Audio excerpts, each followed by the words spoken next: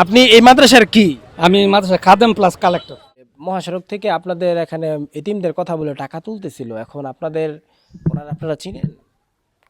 জি না। চিনেন না? উনি উনি এখানকার শিক্ষক? জি না। এটা কত লাগছেন? 100 টাকা। 100 টাকা। কয় টাকা? এই কর্তৃপক্ষের স্বাক্ষর কই? মহাসড়কের বিভিন্ন আশেপাশে দেখা যায় মাদ্রাসা কিংবা মসজিদের নামে টাকা উঠানো। সেই টাকা মাদ্রাসা কিংবা মসজিদ পায় কিনা সেটাই আমরা দেখব দর্শক। আমরা এই মুহূর্তে একজনকে পেয়েছি। দেখি আপনি কোন মাদ্রাসার নামে টাকা শিলমান্দি, মধ্য শিলমান্দি। আচ্ছা আচ্ছা, এই আপনি কোথায় কোথায় টাকা তোলেন? আমি এই এলাকায় বেশি তুলি, শিলমান্দি তুলি, এখানে তুলি, পাঁচদোনা মোড়ে বেশি তুলি আর কি। এখানে কিন্তু রশিদ বইও রয়েছে, লেখা মধ্য শিলমান্দি দারুল উলুম মাদ্রাসা ও এতিমখানা, নরসিংদী সদর, নরসিংদী। রশিদ দিয়ে টাকা উঠানো হলেও কর্তৃপক্ষ কিংবা মোহতামিমের স্বাক্ষর নেই। এতেই আমাদের সন্দেহ জাগে টাকা যায় কোথায়। রশিদে দেওয়ার নাম্বারে আমরা ফোন করি, কিন্তু কথা স্পষ্ট বুঝতে না পারায় আমরা রশিদে দেওয়া ঠিকানা অনুযায়ী সেই মাদ্রাসা যাওয়ার চেষ্টা করি।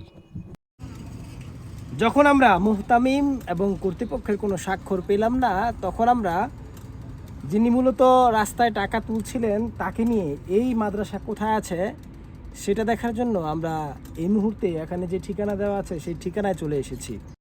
এই হচ্ছে এই মাদ্রাসার চিত্র, যেখানে কোনো শিক্ষার্থী দেখা যাচ্ছে না।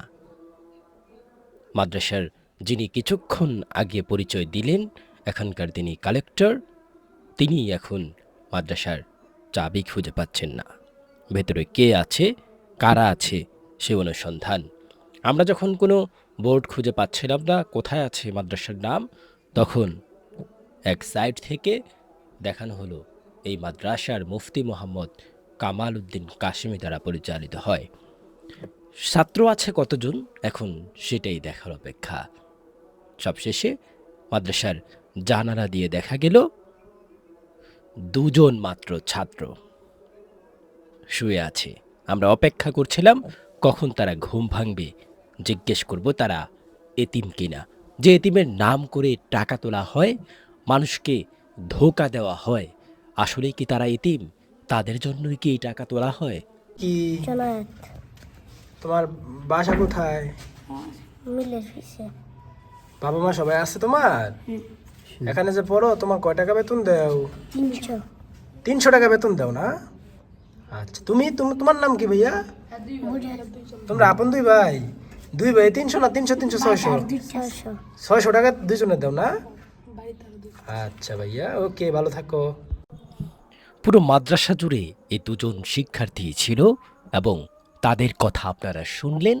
300 করে 600 টাকা বেতন দিয়ে তারা পড়াশোনা করে, কিন্তু তারা যে মহাসড়ক থেকে গাড়িতে বাড়িতে গিয়ে মানুষের কাছ থেকে এতিমের কথা বলে টাকা তোলে, এতিম কোথায় সেটাই এখন প্রশ্ন। এখানে এতিম বলতে নাই কেউ। সব মিলে ছাত্র কতজন? 10-12 জন। 10-12 জন না? জি। অবশেষে আমরা, আপনারা কিন্তু দর্শক জানতে পারলেন, অর্থাৎ যে মাদ্রাসার নামে তিনি টাকা তোলেন সেই মাদ্রাসার শিক্ষক তাকে চিনেন না। আপনি কি বলবেন? আপনাকে তো চিনে। না, উনি নতুন আসছে। আমি কালেক্টর। কয়দিন চাইছেন? আপনি কি কালেক্টর? 3-4 মাস। উনি নতুন আসছে। 3-4 মাসের মধ্যে আপনি তো বললেন সপ্তাহে 2-3 দিন টাকা তোলেন, 3-4 মাসে তো আপনি কমসে কম 4 মাসে না হলো 8 বার টাকা তুলছেন। তো আপনি আসলেন না একদিন? বড় জোরের সাথে দেখা হয়। বড় হুজুর? আচ্ছা, বড় হুজুরের কাছে আমরা যাব। যেহেতু তার দাবি বড় হুজুরের কথা, আমরা এখানে বড় হুজুরকেই ফোন দেওয়ার চেষ্টা করি। এ ব্যাপারে আপনি কিছু জানেন? এগুলো কি আপনাদের মাদ্রাসায় টাকা আনে কিনা বা কি আসল বিষয়?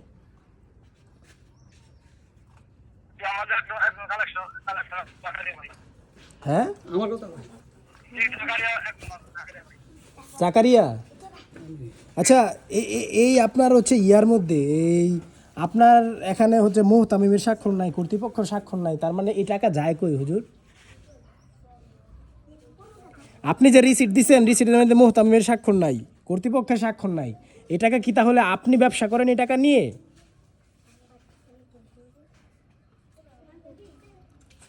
আমি প্রশ্নের উত্তর চাই।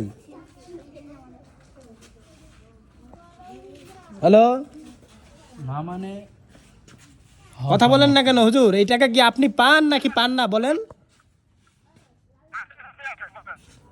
মাদ্রাসার কোনো সিল স্বাক্ষর কোনো কিছু নাই, শুধুমাত্র রিসিট লেখা, আপনার মাদ্রাসার নাম দেওয়া। এখন আপনি কি এই টাকা পান কি না? এখানকার আপনাদের যিনি শিক্ষক আছেন তিনি তো বললো তারা চিনেই না। এখন আপনি কিভাবে টাকা কালেক্ট করান? আপনি তাহলে কি এটার সাথে জড়িত হুবহু?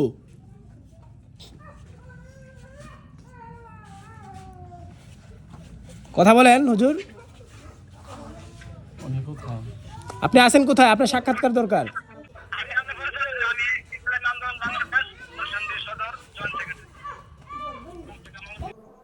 আর কোনো জবাবটা দিয়ে আমি ইসলামী আন্দোলন বাংলাদেশ নরসিংদী জেলার জয়েন্ট সেক্রেটারি বলে তিনি ফোন কেটে দিলেন।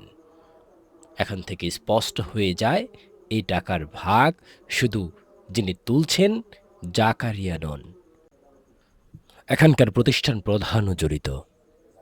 এতিম না থাকলেও এতিমের নাম করে জনগণকে ধোঁকা দিয়ে এভাবে টাকা তুলে যিনি ব্যবসা বাণিজ্য পরিচালনা করছেন তিনি আসলে কতটা মানবিক, কতটা সৎ, এটা প্রশ্নই থেকে যায়।